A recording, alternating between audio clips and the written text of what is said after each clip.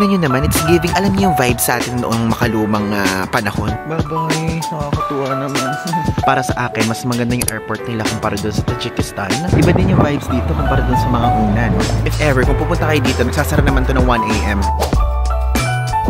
Hello guys! I'm back again with another video. At ngayon sa video po na to, tayo ay pupunta naman sa ating 22nd country, which is sa Uzbekistan. Nabasa niyo naman sa title. At mag-check out na tayo dito sa hotel natin sa Tajikistan. So far, okay po siya. And napaka-accommodating ng mga staff dito. And also guys, alam niyo ba, share ko lang sa inyo, dito po sa buong hotel na to, ako lang yung naka-check-in.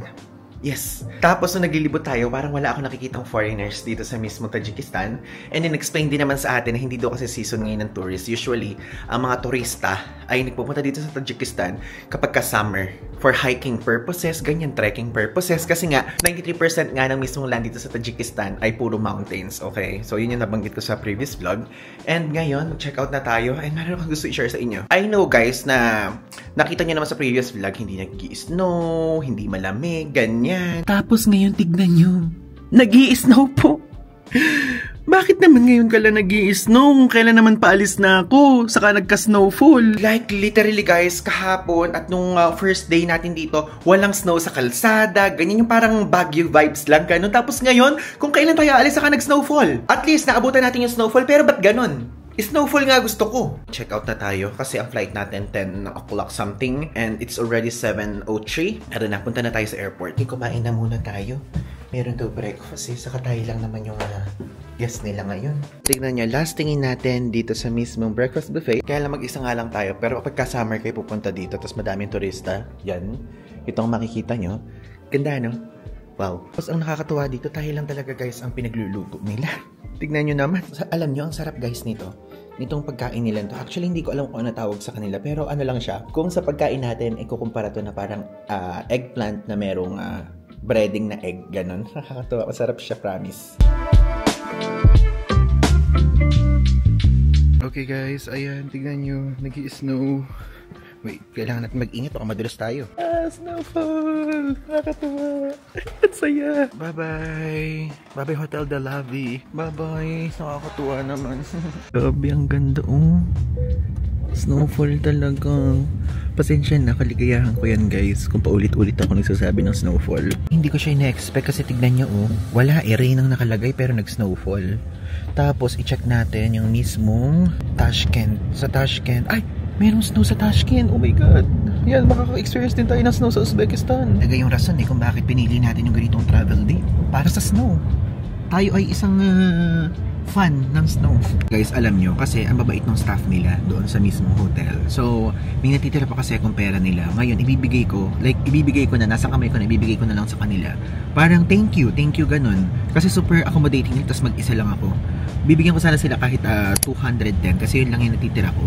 And ang nangyari, sabi nila, no, ayaw nila tanggapin. Ganun kayo culture nila dito, parang sa Japan. Di ba sa Japan bawal mag-tip? Yun. Gusto ko lang i-share sa inyo additional facts na yun. Ayan. Tara na. Snowfall. Saya. Saya. Dito tayo. I think ito departures. Daan. Puno-puno ng basa. Na snow. Alam nyo, ang nakakapagtaka, kahit nag-i-snow sa kanila, hindi malamig na malamig. Mas malamig pa din sa sa mga ibang snow. Okay, and dito na ngayon tayo sa Dushanbe International Airport and nasa departures area na tayo. And ang aga natin dumating, hindi sila nagpapasok hanggat hindi pa bukas yung check-in counter. So, mag-intay daw muna tayo dito sa labas. Diba? Let's wait.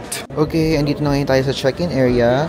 And then as you can see, Uzbekistan Airways, Salmon Air, tapos Air Astana dyan. Yun kasi usually yung available na airlines kapag dito kayo aalis. Yun mostly yung available. Di ko pa sure yung mga ibang availabilities ng mismo mga flights. But yun, doon ako sure. Ay, may nakasulat Turkish Airlines. Okay guys, andito na tayo sa boarding gate area. Nakalagpas na tayo sa security check saka sa immigration. Ito po ang itsura ng mismong area after ng immigration at security check sa Dushanbe International Airport. So meron ditong duty free. Ayun, as you can see. Check tayo ng mga products nila. Yung mga products nila, tignan nyo. Puro mga drinks lang.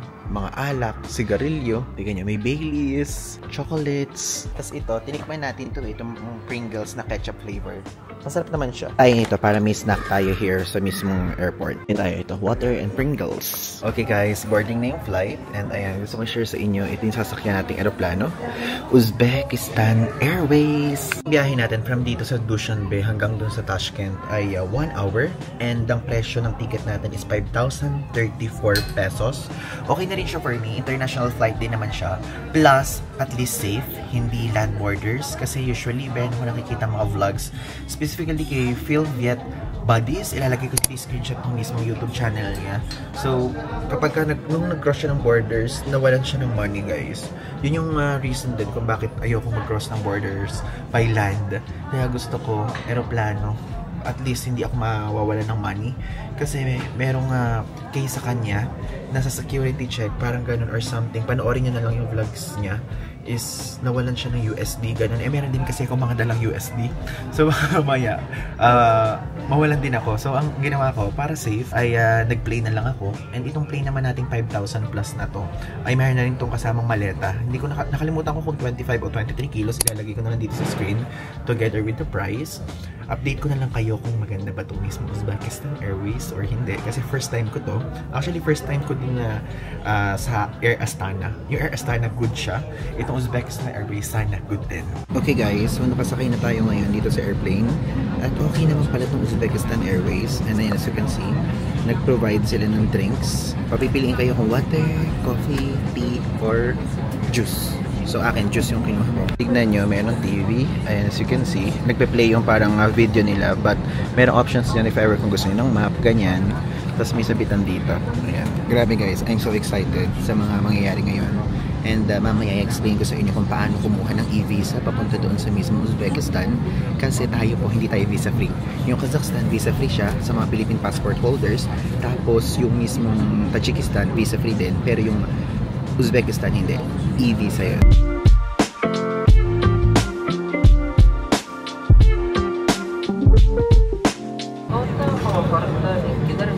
Okay guys, finally, andito na tayo ngayon sa Tashkent. Tingnan nyo, ito yung itsura. Hello guys, finally, andito na ngayon tayo sa ating 22nd country sa Uzbekistan. Okay, so Tashkent International Airport to, ayun o. Wow! Sumakay na tayo ngayon dito. It's giving naiya.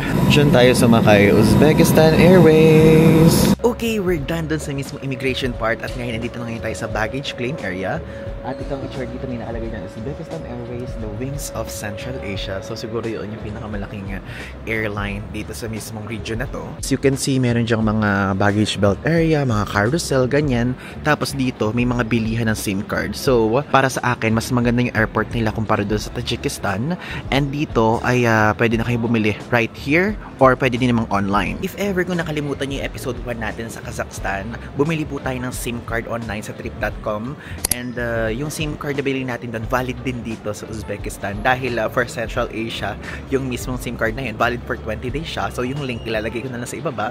Kaya hindi na tayo bibili dyan ng physical SIM or kahit eSIM. Yung po, kung ma-eSIM kayong tao, I suggest sa online na lang kayo bumili. Ano ng SIM card, no? So, 40 gig unlimited. YouTube, Instagram, Telegram, 150 SOM. Presyo nila dito, 400 gig unlimited siya. YouTube, Instagram, Facebook, WhatsApp, calls, Telegram, ayan. 150k SOM. Dito yung carousel natin sa side na to. Dito, ito yung mismong carousel. Dito naman sa kabilang side, ayun na mismo immigration. Though, nasa likod na kasi tayo ng immigration. And doon sa bago yon, mismong gate na yon o mismong pintuan na yon from sa mismong kung saan yung runway. Ganon, super quick lang, walang lakad-lakad. Tignan nyo, itong application ko, dito ako nagko-convert ng money, like para malaman ko kung magkano. At ang plano kong i-withdraw is 2.5 million sa pera nila. Ang presyo nun is 11,285. O diba? Medyo matagal tayo dito sa Uzbekistan, hanggang January 26 tayo dito. So mahaba-haba din yun. Pero kasi sa mga TikTok videos at sa mga nababasa ko online, sa mga articles ganyan, itong Uzbekistan daw, isa daw talaga to sa cheapest country in the world. Like super cheap daw talaga. Kaya konti lang ang i-withdraw natin. Titignan natin kung mapapagkasya natin sa almost 1 week natin dito o 1 week ba talaga na stay yung 11,000 pesos. Okay, so dito tayo mag-withdraw sa Ipak Yoli Banki. Yan. Mag-withdraw tayo ng 2.5. Loko ng 2.5 million eh. Kala mo talagang million na million tayo dito ng peso eh. Ito po yung rates dito just in case na gusto nyo makita. USD, Euros, Pounds, Russian something, Japan Yen, Swiss Francs, Kazakhstan Tenge, and Chinese, yan. Guys, so walang lumabas dun sa mismo ATM doon. Hindi pa tayo sa bago. Yan, so nag-withdraw tayo ng 2.5 million. Okay, next. May fee amount, 37,500. Chuchu. Okay, sige. Do you want receipt? Yes. Ayan, successful guys! Successful! Yay! Okay, Visa. Kunin na natin. So, nakapag-withdraw po tayo ng 2.5 million SOM. Ang bumawa sa ating GCash is 11,442.67 pesos. Ito yung tsura ng cash nila. Ayan, as you can see. And 200,000 isang papel. So, meron din tayo dito 100,000. Bubuk tayo ngayon ng Yandex. Ang bayad is depende yan. Merong carpool na 15,500 SOM. Tapos, merong comfort. Dito tayo sa comfort. 19,500. Here, nakalabas na tayo dito sa mismong airport. Ito yung itsura. And napakadami dun guys tao. Like, I think yun yung mga pick up ng mga pasahero. Tayo na muna natin yung Yandex natin. And if ever kung nabanggit ko kanina or hindi, tayo po ay mag-check-in ngayon sa Hotel Uzbekistan o yun yung parang pinaka-sikat na hotel dito sa Uzbekistan. Kasi syempre, dala niya yung pangalan ng bansa, ganyan. And parang nga siya, counterpart siya ng mismo Hotel Tajikistan and Hotel Kazakhstan. Medyo luma and before, super luxurious niya. Pero yung luxury vibes niya, hindi na ganoong level at hindi na kayo makipagpantayan sa mga modernong madadaming star na hotel, ganun. Pero at least, makikita pa rin natin at maipapakita ko sa inyo. And ina-expect ko na medyo, baka mamaya nakakatakot yung vibes, ganyan, kasi yun yung nakikita ko online. Pero i-explain ko pa rin sa inyo later at titignan natin kung ganun ba talaga or hindi. At sana mabilis yung wifi, no? Kasi kapag kalayo naman pala ng mismong pick-up point, ng mismong Yandex, parang nasa kalsada na, guys. Or dun lang nagpunta yung driver ko. Ayan guys, dumating na. Ayun na tayo. Para punta na sa hotel. Yay, umaandar na tayo. Iba din yung vibes dito kumpara dun sa mga una, no? Pero parang mas same sila ni Tajikistan kumpara ni Kazakhstan. Hindi kung gagana si GCash dito sa Yandex dito sa Uzbekistan kasi may mga ganong instances eh. Sana gumana. At least guys, dito hindi tayo mahihirapan gaano. Dahil available po ang Yandex dito. Pwede kayo magpunta kung saan-saan by means of Yandex. And again, sasuggest ko yung Yandex sa inyo. Pwede din naman public transport. Pero kasi yung Yandex dito super mura talaga. Lalo na dito sa Uzbekistan. Ganito ha, sa airport, pupunta doon sa Hotel Uzbekistan, ang babayaran lang natin is 19,500 o yung conversion niya ngayon guys is 88 pesos. Diba? Ang mura talaga. Hala, bumawas na sa GCash natin. Mas mura pa 87.93. Ang galing.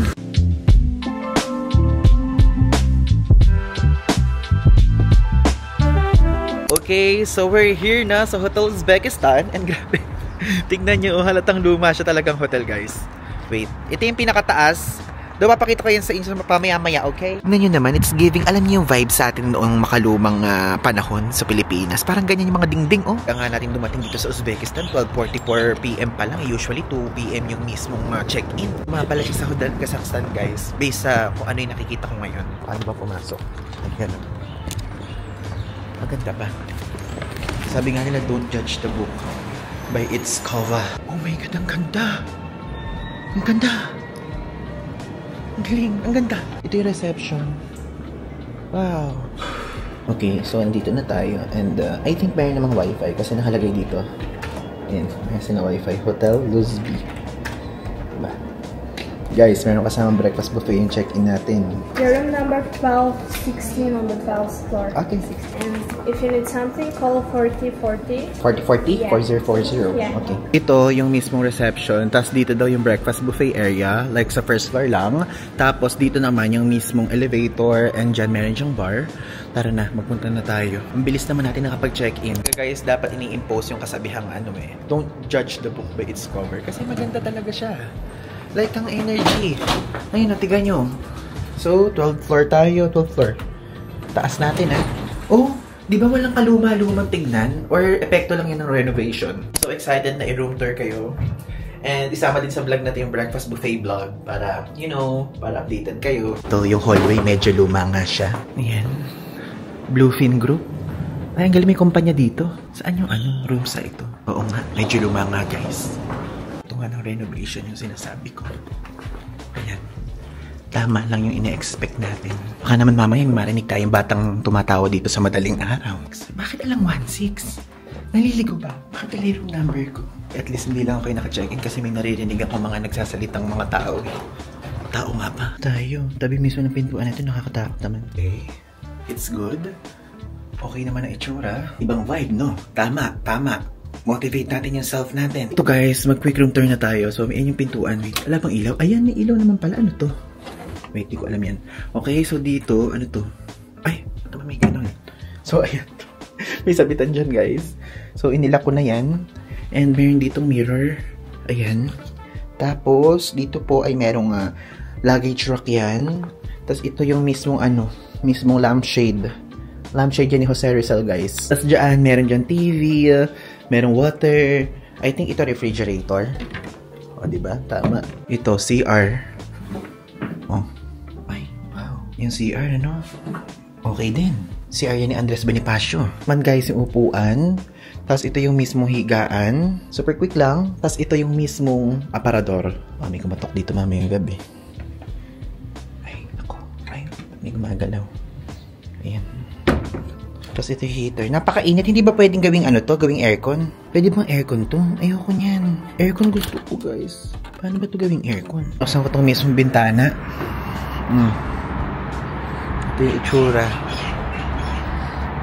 Diba? Yung mga tao sa baba nagtutour kasi guys sikat to. Tapos yan yung nasa harapan. Ay, hindi ako. Ito, yung nasa harapan na yan. Yan yung park ni Ameritim Mall. So sa susunod na vlog ko sa inyo explain yung mga facts about this area and top tourist spots. Yun naman yung heater naman dito. Napakalakas naman. Para naman akong may lagnat dito. 39 degrees Celsius ata. Pinagpapawisan ako. Oh, init. Ang init. Okay, so, paalam na sa room na to agad-agad dahil nagpalipat po tayo sa ibang room dahil walang signal dito sa room natin ngayon para makapag-wifi tayo, makapag-upload tayo ng mga vlogs, ganyan. Ang ating new room. Dito.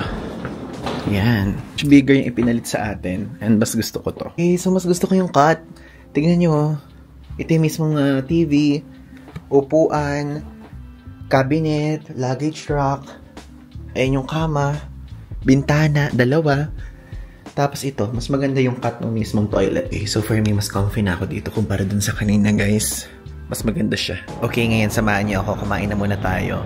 Then later, i-explain ko sa inyo yung mga dapat yung malaman bago kayo magpunta dito sa Uzbekistan. Kasi ang dami, guys, medyo mahirap mag-apply ng visa papunta dito. Kasi medyo ma-arte sila sa sizing, tapos sa mismong file format, ganyan. So later, i-explain ko sa inyo. Ayun ang ating hotel. Hotel Uzbekistan. Is maglakad tayo sa Cafe 1991. Isa yun sa mga sikat na restaurants dito sa mismong Tashkent. At nag-offer sila ng iba't ibang masasarap na Uzbek food. Okay? Ngayon, tara. Sana may plov. Kasi yun ang gusto ko talagang itry. Aside from kanin siya, traditional food nila yun dito. Lang yun dito sa Hotel Uzbekistan. And lakarin na lang natin. And malapit siya sa Amir Timur Station. Patong dinadaanan ko, parang passageway naman to. Ang lamig dito, ha? Sa mismo Uzbekistan, hindi kayo maliligaw. Use Use Google Maps. Kasi merong isang app na ginagamit din dito sa Central Asia, which is 2GIS o 2Gs, kung ano pa mabasa sa kanya. Yun, accurate din yun. Pero, yung Google Maps, based sa experience ko, accurate din naman dito. Pero yung vibes dito sa Uzbekistan, oh. Very simple. Puntaan nating restaurant. Diba, ayan lang yung hotel natin. Yung Hotel Uzbekistan. Dito lang po siya sa building na to. Yung restaurant. Isa siya, guys, Uzbeki restaurant. Saka if ever, kung pupunta kayo dito, nagsasara naman to ng 1 AM. Dito, Lebanese saka Uzbek cuisine. Let's go in!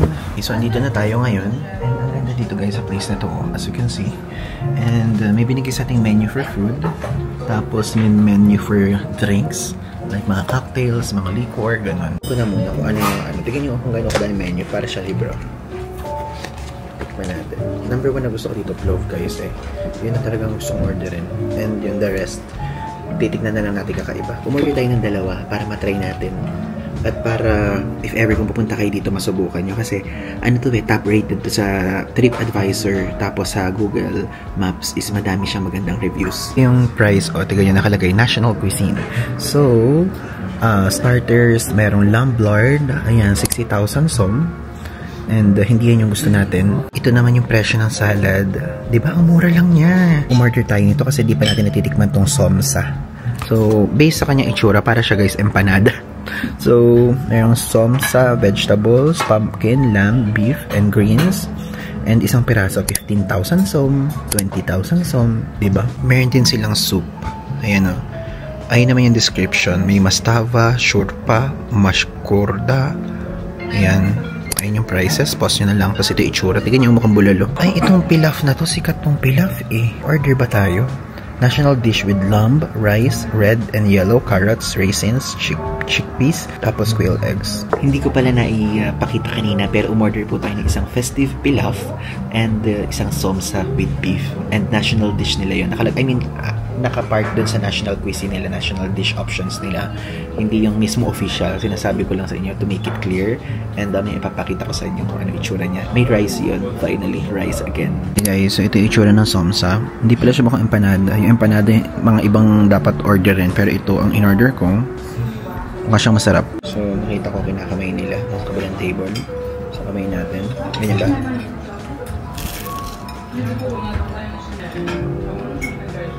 Sarap.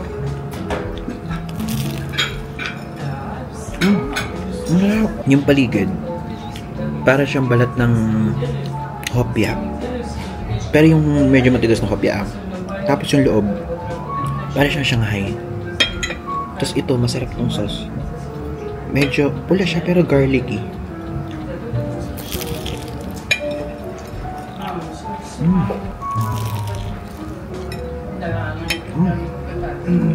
Sakto lang siya, hindi siya ganong maalat. Pero ano yung lasa ng Shanghai, ganun. Na may, parang Shanghai na burger patty, ganun.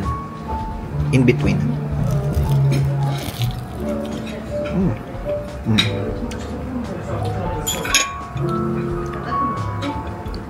Tapos umorder tayo ng milkshake. Bakit parang di naman ito mukhang banana?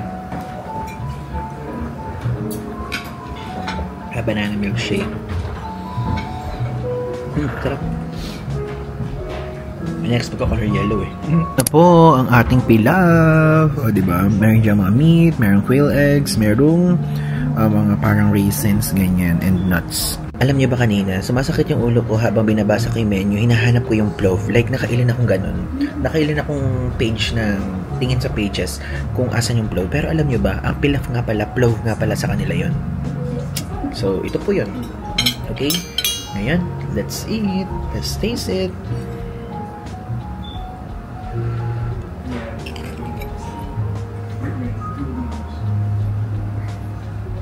Sarap. Ang init niya pa na masarap. Ito, maganda siya. Less oily. Kumpara sa mga previous ones. Malambot yung meat. Okay. If ever kapag pupunta kayo dito, try nyo to. Hindi kayo magsisisi. Mark my word. Pag nagre-review ako ng pagkain, alam niyo yan. Totoo ang sinasabi ko. May mga part na parang medyo matamis, pero masarap. Sarap.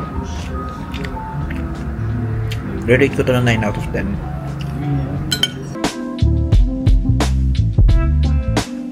Okay, so we're done eating so far. Sabi ko sa inyo, rate ko siya ng 9 out of 10. And ang total price na binayaran natin is 210,000 som. And hindi ko na ipakita ata sa inyo, pero umorder ako ng banana shake. And aside from that, yung mismong somsa, tapos yung mismong clove o pilaf, okay? Masarap po yung clove nila at hindi gaano oily dito kumpara dun sa mga ibang mga clove na natikman natin. And if ever kung pupunta kayo dito sa Uzbekistan, specifically dito sa Tashkent, pwede kayo magpunta dito sa Cafe 1991. Malapit lang siya sa Hotel Uzbekistan. Nga pala, wait lang. Gusto ko lang mag-shoutout. O, di ba? Meron tayong pa-special shoutout dito. Kasi yung kaklase ko, yung kaibigan ko noong college ay nagpapa-shoutout kasi sa trabaho daw nila, yung TL nila ay nanonood daw sa atin. Lagi daw tayo pinanonood sa opisina. So ngayon po, shout out po kay George Sakaki Rigor. Ang tawag niya Kuya Riggs, ganon. Okay, so shout out sa inyo sa kumpanya ng kaibigan ko si Leaf Ramos. Ayan, sana makapunta kayo sa iba't ibang bansa na pinupuntahan natin sa vlogs and I wish you all the best. So, yun lang. Thanks. Is nakakalimutan ko talagang i-shout out. Like, ang tagal na akong kinausap ni Leaf, yung kaibigan ko, na mga bandang Osaka, Japan, yung Universal Studios Japan, nung in-invite tayo ng Universal Studios through Klook. Noon pa yon, doon pa. So, nakakalimutan ko laging mag-shoutout. So, ngayon, shoutout po sa inyo! Okay, good morning guys. At ngayon, kakain na tayo ng ating breakfast dito sa Hotel Uzbekistan. And tignan natin kung ano nga ba yung mga in-offer nilang offerings here. Wow! In-offer na offerings! Redundant! And check natin yung mga food. First, meal natin sa Uzbekistan. Guys, ito yung breakfast buffet area. May mga cold cuts. Tapos ito, iba't ibang klaseng nuts. May cereal. Ano to? Ito yung milk? Ah, hindi siya milk. Ito siguro yung milk. Tapos coffee. Tapos tea if you want. Bread. Wow. May sausage. Ano to? Wala kasing name eh. Ah, egg. Omelette. Wow. And may rice. This is our breakfast. Ayan, tignan nyo. Actually, chicken to. Tapos ito, rice, egg, sausage, and cereal. Let's skip that.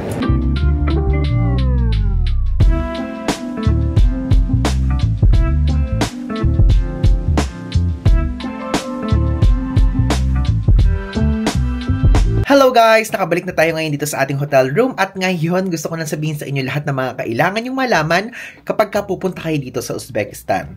At ito po ay applicable po ito sa mga Philippine passport holders and hindi ko alam kung meron mga may US passport holders dyan or kung ano pa mga specific na bansa yan. Hindi ko po alam yung requirements sa inyo pero sa amin o sa atin, karamihan na Philippine passport holders, ito po ang kailangan yung ihanda. Pagka po Philippine passport holders po kayo, or holder rather, is kailangan nyo po mag-apply ng e-visa. Ang pag-apply ng e-visa pwede yung online. At dito sa mismo website na to, ilalagay ko dito sa screen diyan kayo mag-a-apply.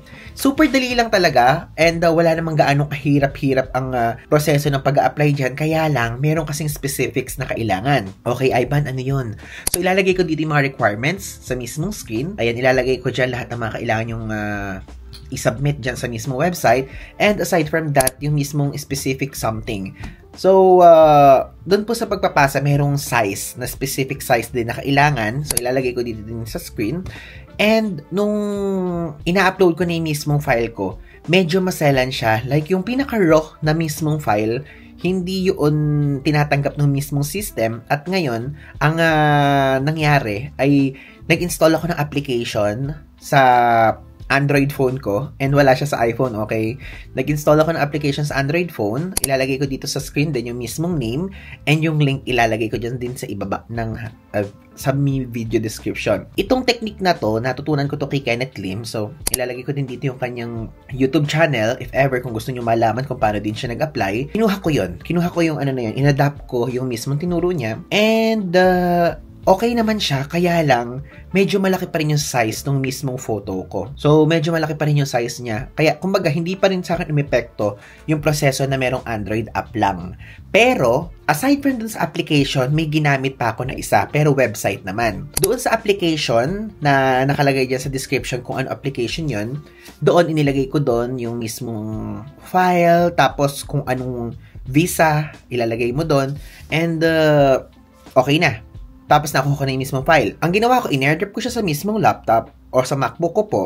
Tapos, after kong airdrop, is ipinasok ko naman siya sa website na merong size compressor para mas madali na. Tapos, meron kasi akong website na ginagamit na specific website na kung saan may specific size na makokompress yung mismong photo mo. Tapos, after nun, okay na. Nakapagsabit na ako ng picture doon sa mismong e-visa site. And nag-intay lang ako ng ilang araw. And ang pag-iintay ko lang, wala pa atang 5 days. Tapos, nakuha ko na yung mismong e-visa natin. And napakadali lang. Kapag ka manggagaling kayo sa Pilipinas, straight from the Philippines, meron yung mga layover. Kasi wala naman direct flights. Pagka kunyari naman manggagaling kayo ng Kazakhstan, going here sa Uzbekistan, okay lang din yan. Ganun lang din yung sistema. Mabilis lang doon sa mismong, yung kung nakita nyo yung episode 1 natin sa Tajikistan, yung pagpunta natin sa Tajikistan, isipin nyo lang pupunta kayo ng Uzbekistan, tas ganun na din naman yun. Tapos sa system naman natin kasi from Tajikistan tayo nang galing, and okay lang din naman. Hindi naman tayo hinanapan ng e-visa right from there sa mismong pag-check-in pa lang. Pero nakalagay kasi doon sa e-visa, ilalagay ko dito yung mismong e-visa natin. Ayan po, ilalagay ko dyan sa screen din. And dun sa e-visa part, nakalagay doon, pwedeng printed at pwedeng electronic visa. Yung iaano nyo. Kung baga, ipiprint nyo yung e-visa nyo o ipapakita nyo sa cellphone. Tayo, ang ginawa natin, pinakita lang natin sa cellphone, wala na tayong dala-dalang papel doon. Kaya okay na, nakapasok na tayo, ganyan. And ang gusto ko naman i-share sa inyo, yung galing naman doon naman sa mismong Tashkent International Airport, napunta naman dito sa hotel. Pero unahin muna natin yung experiences ko doon sa mismong Tashkent International Airport. Ang nangyari po doon ay nung una, nag-lock ko yung mismong ATM. Tapos after nun, lumabas ako, nagtanong ako dun sa guard. Then, ang ginawa ko, nagpunta na ulit ako dun sa mismong ATM. And nung nag-withdraw ko, bigla na lumabas na sa kabila. Kasi dalawa po yung ATM dun. And dun sa left side. Sa left side ako nakapag-withdraw. Pero dun sa right side, ayaw nung una. Then, ang nangyari, nung nakuha ko na yung mismong pera ko, nag-book na ako ng Yandex. Sa Yandex po, tumatanggap po ng GCash dito. Hindi naglo-lock yung GCash card dito sa Uzbekistan kapag ka Yandex Go yung gamit mo. Pero sa Kazakhstan, hindi ko magamit yung GCash card ko, okay? So again, uulitin ko. Sa Kazakhstan, cash lang po ang nababayad ko sa Yandex Go. Tapos dito naman sa Uzbekistan is ang gamit ko ay GCash, okay? And after nun, nakapunta na ako dito sa mismong hotel natin, pero yung sa pick up doon sa Tashkent International Airport, sa pinakakalsada o sa pinaka-road, hindi doon sa entrance kayo ipipick up, okay? And nung nakarating tayo dito, nag-check-in na tayo, tapos ayun nga, nakita nyo naman yung expression ko nung una, aware naman ako na talagang luma siya, and ngayon, bago na yung ating yung room, mas bago na siyang tingnan, kaya lang sa taas na floor tayo, 15th floor. Total na floor dito sa mismong Hotel Uzbekistan is 16. Andito tayo sa pang 15. And ang maganda naman dito, mayroon po akong mga naririnig na nagsasalita. I mean, tunay na tao po na nagsasalita na mayroong guest. Ganon. And hindi yung parang ako lang hilaman ng buong building. Kapag ganun, parang matatakot ako, ganyan. Pero hindi naman. And kasi itong Hotel Uzbekistan is a Soviet era pa tong part. At i-explain ko yan sa susunod na vlog. Doon na sa mismong Tashkent City Tour. And yun, okay naman yung experience ko dito so far. Yun nga lang, talagang luma lang talaga yung vibe. Yung ambience, luma na. Ganon. Pero okay naman, oh. Okay naman siya. And I know, merong iba sa inyo gusto yung mga ganitong vibe at merong iba sa inyo gusto modern na vibe, okay? Doon sa first floor, super renovated, ganyan yung elevator, maganda naman. Pero yung hallway, yun ang parang luma. And I think ito din naman, luma din naman itong mismong loob. At I think ito din ay, ito yung parang luxury nung panahon noon. Talagang maganda to. Kasi ngayon, medyo maganda pa naman siya, pero luma pa rin na mapapansin mo naman, di ba? Yun, if ever kung meron kayong tanong, feel free to comment it down below. At kung meron kayong gustong i-PM or i-DM sa akin, i-DM nyo lang sa ating Instagram account. Again, Ivan de Guzman po. Maraming salamat. So, yun lang. Thanks!